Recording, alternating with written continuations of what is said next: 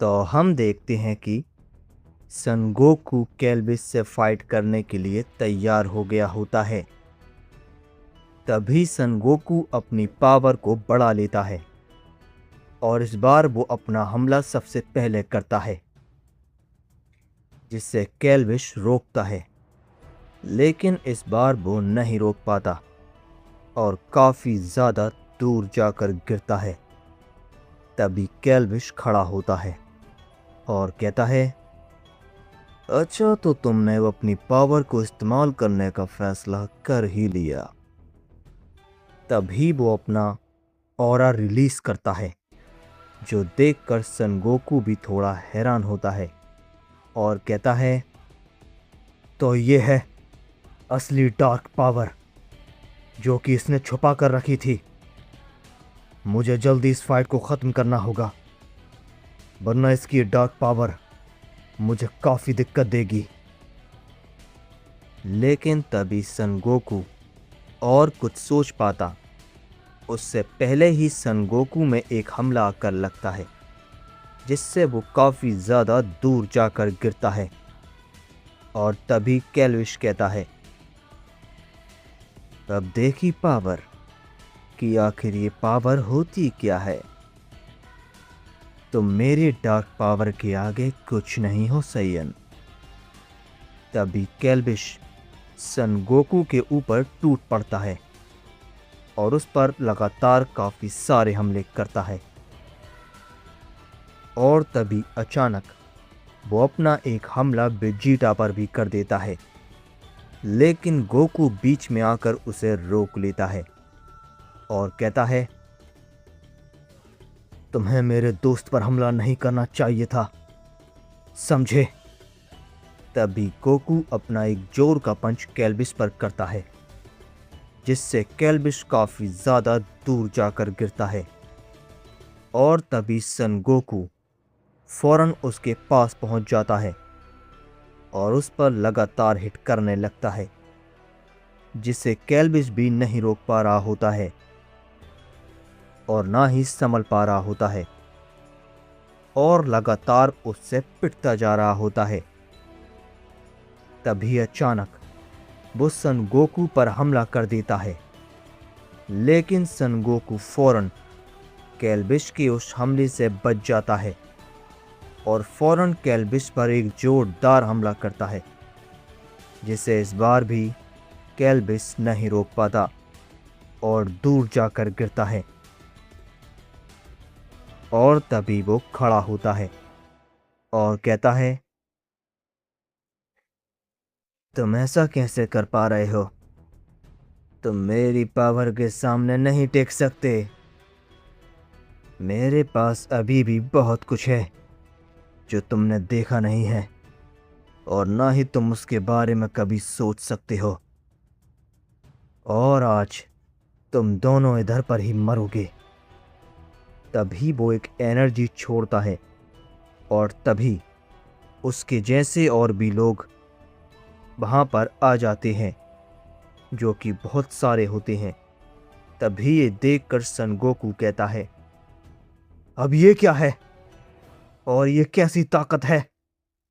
तभी वेजिटा कहता है, लगता है इसने उस पावर की मदद से और लोगों को बुला लिया है। लेकिन क्या यह अकेला कम था जो कि इनको भी बुला लिया? तभी केल्विस कहता है, अब तुम मरोगे। ये मेरी ताकत है। मैं अपने साथियों को जब चाहूं जहां चाहूं वहां समन कर सकता हूं, समझे बेवकूफों। तभी हम दूसरी ओर ज़ेन मार्क को देखते हैं, जो कि कहता है, आखिर गोरो को इतना वक्त कहां लग रहा है? क्या वो ओमनी किंग इतना ताकतवर है? तभी सिनकाई कहता है, लॉर्ड ज़ेन मार्क, आप कहें तो मैं उन्हें ढूंढूं? तभी ज़ेन मार्क कहता है, नहीं, कोई जरूरत नहीं है, वो आ ही रहा होगा।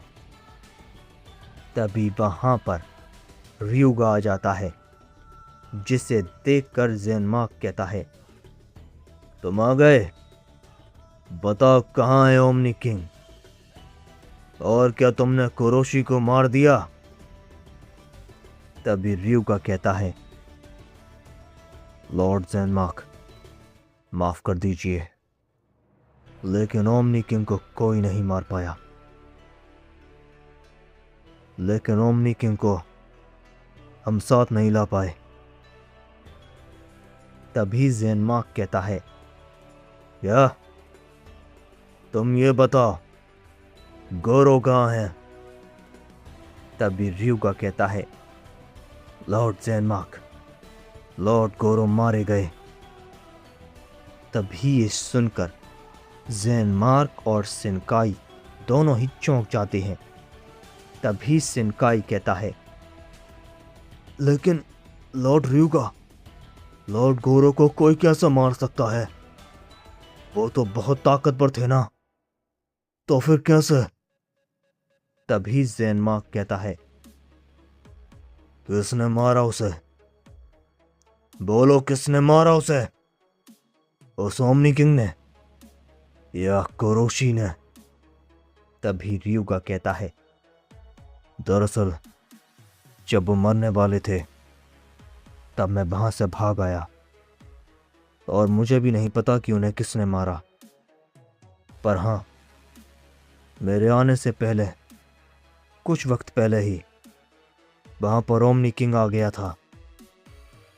तभी ज़ेनमार्क कहता है, तुम कायर हो, गोरो को छोड़कर आ गए।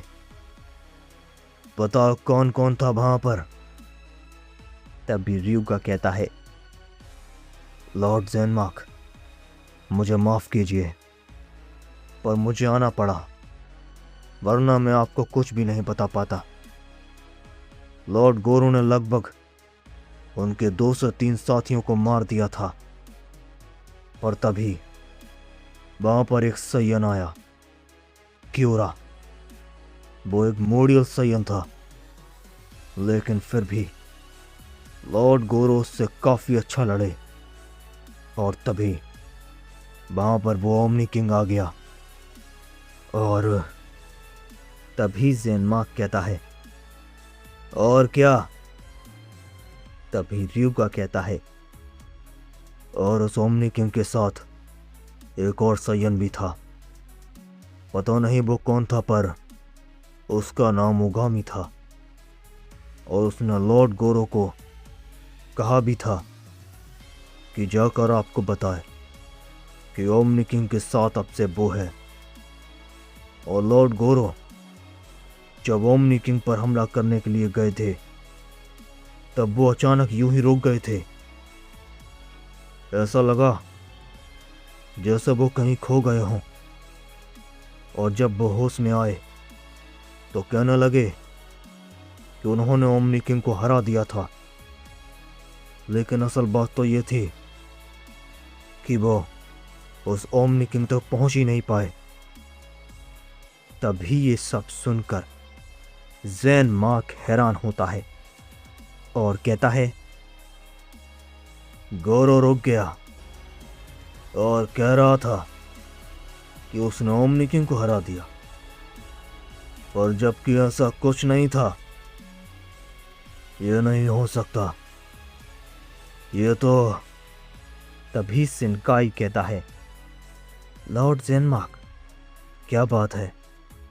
आप परेशान लग रहे हो।